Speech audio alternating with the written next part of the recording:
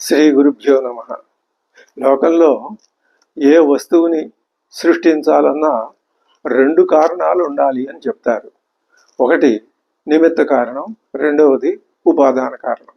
నిమిత్త కారణం అంటే ఆలోచనే, ఉపాదాన కారణం అంటే ఆ పనిముట్లు కానీ ఆ వస్తువులు కానీ ఇవన్నీ కూడా. నవాధ పురుషోహవై నారాయణో కామయత ప్రజాసృజేయేతి.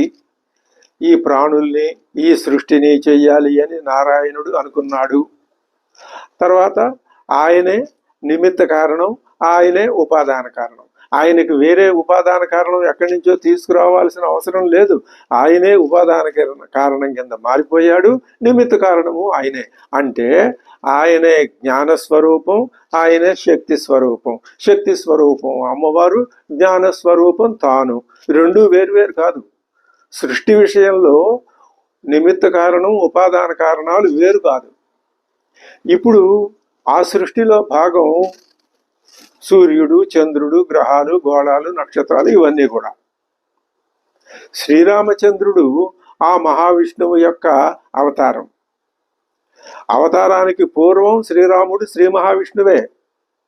ఈ శ్రీ మహావిష్ణువే సృష్టిలోనూ అంతర్భూతంగా ఉండి దాన్ని నియమిస్తున్నాడు. అలాగే సూర్యనారాయణుడిలో కూడా ఉన్న ఆ స్వామియే శ్రీ మహావిష్ణువే. అక్కడ ఆయన శాసించేవాడు. ఆయనే సావిత్రి, ఆయనే గాయత్రి మంత్ర అర్థం.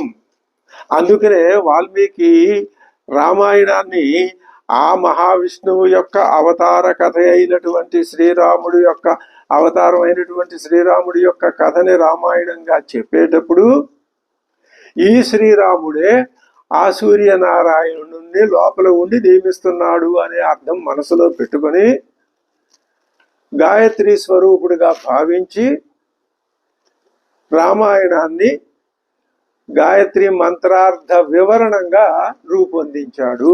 ఇది పెద్దలు చెప్పే విషయం. అది ఎలాగా మనం తెలుసుకోవాలి అంటే, గాయత్రి మంత్రంలో 24 అక్షరాలు ఉన్నాయి. రామాయణంలో 24,000 శ్లోకాలు ఉన్నాయి. ఆ ప్రతి 1000 శ్లోకాలకి మొట్టమొదట గాయత్రి మంత్రంలోని ఒక అక్షరం ఆ వరుస ప్రకారం తీసుకుని